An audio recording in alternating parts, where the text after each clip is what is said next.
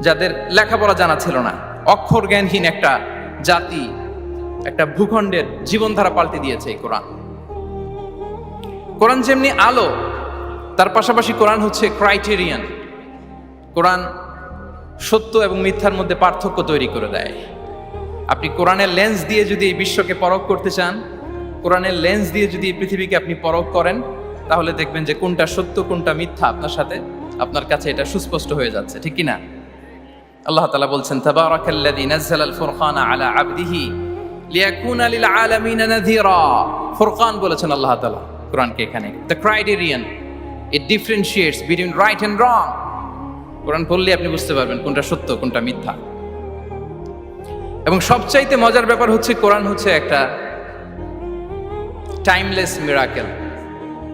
Timeless miracle, Chirantan মুজিজা।